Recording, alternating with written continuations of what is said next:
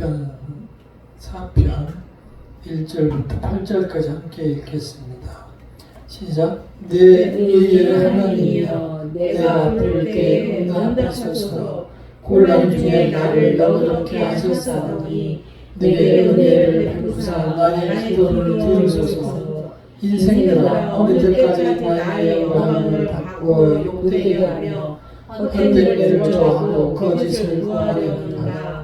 여호와께서 자기를 위하여 경건한 자를 택하신 줄 너희가 알지어다. 내가 그를 부를 때 여호와께서 들으시리로다. 너희는 떨며 범죄하지 말지어다. 자리에 누워 신중히 말하고 잠잠할지어다. 의의 제사를 드리고 여호와를 의지할지어다.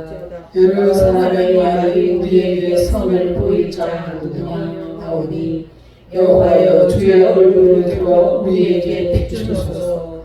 주께서 내 마음에 주신 기쁨은 그들의 곡식과 새 포도주가 풍성할 때보다 더하나이다. 내가 평안히 눕고 자기도 하리니 나를 완전히 살게 하시는 이는 오직 여호와이시니이다. 이 파란만장한 다윗의 인생 중에 쓰신 하나님의 말씀입니다. 다윗은 젊은 시절에 사울 왕의 칼을 피하여 다니면서 또는 그 창을 피하여 다니면서 쫓겨다니며 세상을 살았습니다. 오로지 이유도 없이 목적도 모른 채 그렇게 사는 것이 목적이었습니다. 자기가 거인 골리앗을 죽였건만 그래서 이스라엘이라는 나라를 구한 그러한 소년이었건만 그는 쫓기는 인생으로 이 세상을 살아갔습니다. 우리의 세상을 한번 인생을 비춰보시기 바랍니다. 나름대로 나는 열심히 살아도 누군지 어떤 사람은 마치 나만을 보면은 괴롭고 힘들게 하는 사람이 있습니다. 속으로는 왜 나만 갖고 그래? 그런 생각이 들지만 참으로 밖으로 쏟아내지는 못하고 사귀면서 살아가기도 합니다. 오늘 말씀의 시작을 보면은 4편 1절 시작을 보면은 내 의의 하나님이여 내가 부를 때에 응답하소서. 곤란 중에 나를 너그럽게 하셨사오니. 이 말씀을 보면 전에 기도를 했을 때 하나님께서 곤란한 중에 나에게 은혜를 베푸셨다라고 자기의 고백을 신앙을 간증하고 있습니다. 그 쫓겨다니는 중에도 다윗은 부모도 없었고 형제도 아무도 없었지만 하나님을 부를 때 하나님은 마치 정말 어디선지 나타나셔서 나에게 힘이 되어 주셨다는 거예요. 그래서 그 경험으로 지금 얘기하는데 지금 이 말을 하고 있는 순간에는 또 한 번의 어려움을 당했을 때 이 말씀을 쓰신 겁니다. 자, 오늘 이 말씀 속에 하나님의 은혜를 다시 한번 우리도 누려보고 그분의 은혜를 함께 나눠보도록 하겠습니다. 자, 먼저 하나님께서 주신 말씀을 보면은 다윗은 오히려 하나님께서 경건한 자를 선택하셨다. 그 사실을 너희는 알라. 다윗은 지금 이제 왕까지 다 한 후에 그 다음에 자기의 아들 압살롬이라는 그 큰아들이 아버지를 반란을 일으켜서 쫓아내서 도망가는 찰나에 그러다 보니 엄청나게 많은 사람들이 손가락질을 합니다. 너는 너의 훌륭한 장군의 부인을 빼앗아갔지. 그리고 그로 인해 가지고 그렇게 도망 다니는 꼴이 참 보기 좋다 하면서 돌을 던지기도 하고 손가락질을 하고 아주 비웃는 사람들이 많았어요. 도망가는데. 그러나 지금 그 도망가는 상황 속에서 이러한 시를 하나님께 본 것입니다. 수많은 손가락질이 있지만, 그리고 비웃는 사람들이 있지만, 오히려 그들에게 뭐라고 말합니까? 함께 2절을 읽어보겠습니다. 시작. 많은 사람이 나를 대적하여 말하기를 그는 하나님께 구원을 받지 못한다 하나이다. 아닙니다. 2절 시작. 인생들아 어느 때까지 나의 영광을 받고 욕되게 하며 헛된 일을 좋아하고 거짓을 구하려는가. 인생들아, 이 다시 말해서 나를 욕하는, 나에게 저주를 퍼붓는 사람들한테 오히려 너희들은 헛된 짓거리를 하지 말라. 그리고 거짓말을 말하지 말라. 이렇게 하면서 오히려 겁을 주고 있습니다. 그 이유를 3절에서 이렇게 말합니다. 3절 시작. 여호와께서 자기를 위하여 경건한 자를 택하신 것인 줄 너희가 알지어다. 내가 그를 부를 때에 여호와께서 들으시리로다. 여호와께서 자기같이 경건한 사람을 부르셔서 그리고 기름을 부어주셨다. 이렇게 얘기합니다. 그러니까 나를 욕하는 사람들 앞에서 나는 오히려 하나님께서 나같이 비록 죄가 많고 연약한 사람이지만, 보잘것없는 사람이지만 하나님께서 나를 선택했다. 그리고 기름 부었다. 기름 부었다는 뜻은 주의 성령을 부어주셨다. 성부성자 성령, 그 성령 하나님을 나에게 부어주셨다. 이런 뜻입니다. 하나님께서 그래서 나에게, 너희들은 손가락질 하지만 하나님께서 나에게 성령을 부어주신, 나는 하나님의 사람이야. 이렇게 하면서 당당하게 오히려 맞서고 있습니다. 그러면서 이제 우리에게 알게 하는 것은 바로 이 인생은 끝없는 연약함이라는 사실을 우리에게 알려주고 있습니다. 주변 사람들이 나를 손가락질할 만큼, 비웃을 만큼 큰 죄를 지었고 그렇게 질 수밖에 없는 사람이지만, 내가 하나님 앞에 담대하게 돌아섰을 때에, 그리고 침상이 내 눈물로 떠내려갈 정도로 눈물을 흘리며 회개했을 때 주의 성령께서 나를 끝까지 붙드시고 하나님의 자녀로 버리지 않으셨다는 사실을 지금 다윗은 고백하고 있습니다. 우리가 살아가며 지은 죄가 나도 모르게 있을 때가 많습니다. 그리고 그러한 삶을 앞으로도 살아갈 수밖에 없을지도 모릅니다. 그것이 인간의 연약함입니다. 그러한 연약함 속에 다윗은 담대하게 돌아서서 내 자신에게는, 나에게는 하나님께서 기름을 부으셨다. 성령을 나에게 부어주셨다. 이러한 확신하는 신앙을 갖고 다른 자기를 저주하는 사람들한테 오히려 겁을 주고 있습니다. 이제 우리는 이 말씀에 담대하게 우리 자신들도 자신과 용기를 얻으시기를 바랍니다.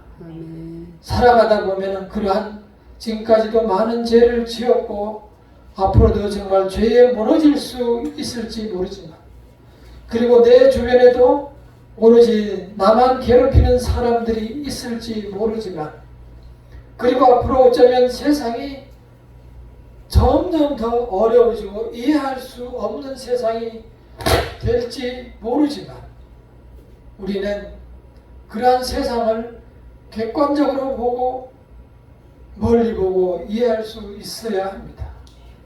세상이 생각만큼 쉽지가 않습니다. 지금까지 살아보셨듯이 죄를 비롯해서 많은 사람들은 이해할 수 없는 행동을 하며 이해할 수 없는 그러한 행동을 나에게도 하고 지금도 여전히 TV에서도 하고 밖에 수많은 사람들이 내가 이해할 수 없는 행동들을 합니다. 앞으로도 그럴 것입니다. 이 다윗의 믿음을 보시기를 바랍니다.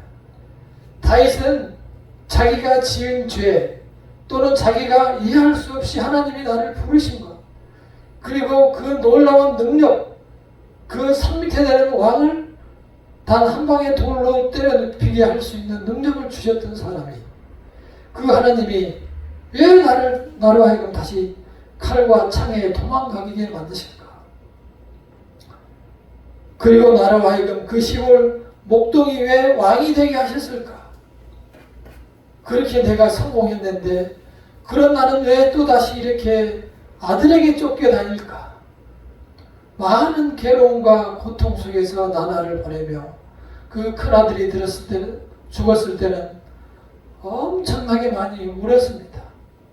그래 신하들이 와서 그러시면 안 됩니다 라고 해도 엄청나게 정말 통곡하며 저기 밖에까지 소리가 날 정도로 크게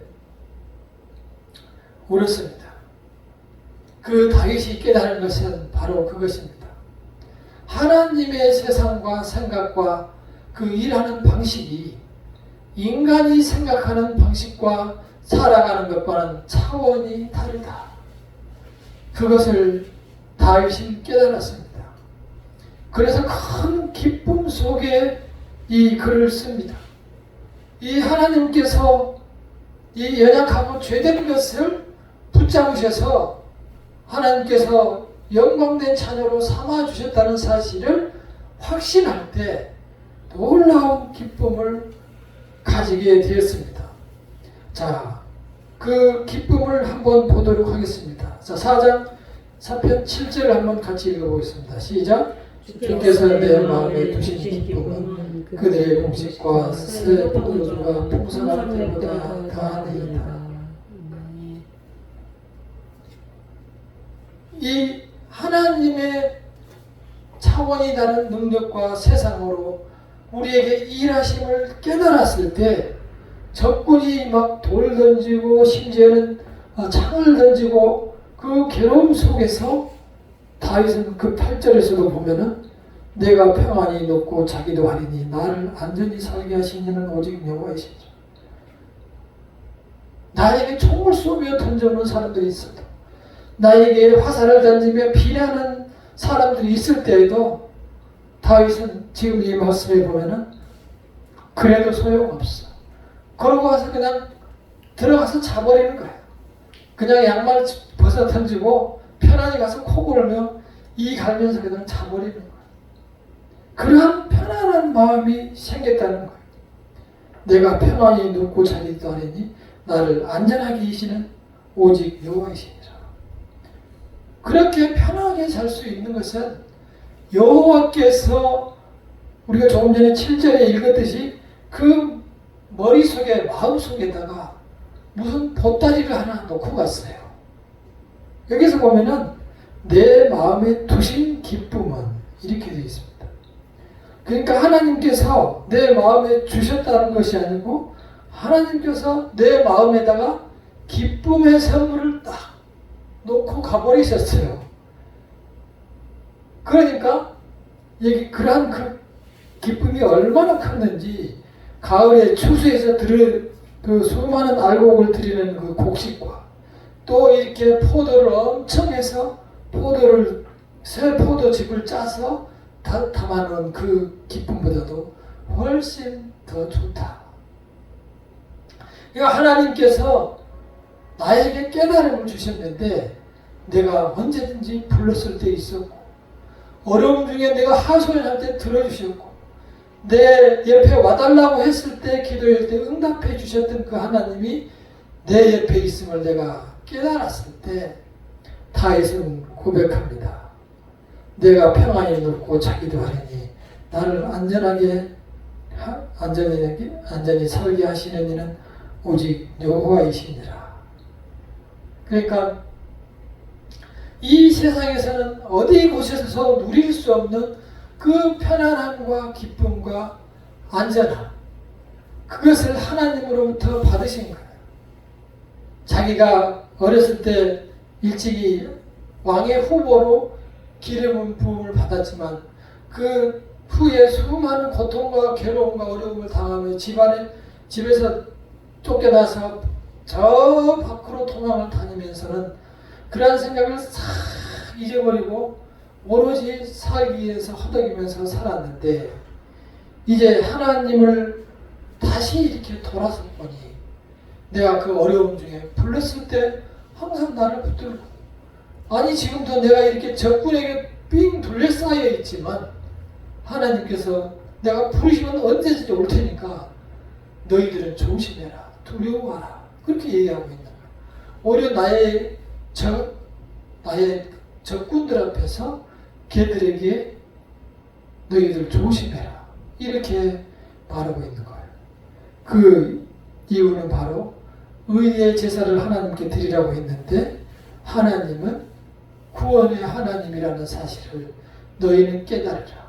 그러니까 다윗은 자기가 그러한 어려움 중에 있을 때도 하나님께서 함께 하시니, 그 하나님이 내가 죽을 때에도 내 구원의 생명 속에서도 함께 하실 것을 깨닫고 마음이 굉장히 담대해지고 담담해진 거예요. 자신감이 생긴 거예요.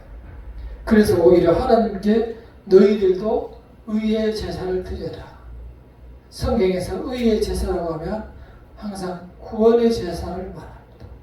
그래서 하나님께 너희들도 구원의 제사를 드리라. 그러면 너희들도 그 평안의 하나님께서 나를 보호하신 하나님의 보호를 받으실 것이고, 또한 나에게 마음속에 그 평안함을 넣어주셔서 내가 어떠한 상황에 처하든지 항상 안전함으로 기쁜 마음으로 편히 자빠져 잠을 잘 수 있도록 해준다는 거예요. 그러한 안정되고 평안이 넘치는 그러한 하나님을 믿으시기를 간절히 축원합니다. 분명하게 다윗은 자기 자신을 인식했습니다. 인생의 후반에서 내 자신이 죄를 돌아다 보니 끝없이 죄가 많았고, 그래서 나는 지금도 그 죄 속에서 힘들게 살고 있지만, 그러나 그런 연약한 나를 붙드셔서 끝내 하나님께서는 구원까지 이루시고, 어떠한 대적인 나의 옆에서 나를 우겨싸고 나에게 몰려들지라도 나는 전혀 두려움이 없다. 함께 우리가 고린도후서 4장 8절을 보도록 하겠습니다. 신약성경 290페이지입니다. 우리가 신약성경 290페이지 고린도후서 4장 8절, 우리가 이 세상을 살아가며 수많은 어려움과 어려운 일들이 겹겹이 우리에게 올 때가 있습니다. 그러할 때도 우리가 이 믿음을 가져야 합니다. 자, 8절에서 11절까지 시작. 우리가 사방으로 우겨싸움을 당하여도 쌓이지 아니하며 답답한 일을 당하여도 낙심하지 아니하며 박해를 받아도 버림받지 아니하며 거꾸러뜨림을 당하여도 망하지 아니하고 우리가 항상 예수의 죽음을 우리 몸에 짊어지고 예수의 생명이 또한 우리 몸에 나타나게 하려 합니다. 우리 살아있는 자가 항상 예수를 위하여 죽음에 넘겨지고 예수의 생명이 또한 우리 죽을 육체에 나타나게 하려 합니다.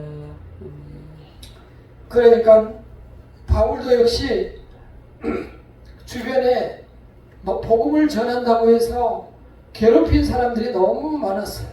괴롭히는 정도가 아니고 죽임을 몇 번 당했어요. 돌로 막 집을 던져가지고 죽이고, 또한 어려움에 숱하게 쌓였었어요. 그러나 그래도 늘 당당했어요. 그러니까 우겨싸려고 해도 오히려 좁혀와도 전혀 자기 잡아가지 못했어요. 그리고 막막한 일, 답답한 일, 어떻게 이 상황을 헤쳐나갈까 고민하고 근심해도 전혀 낙심하지 않았어요. 왜요?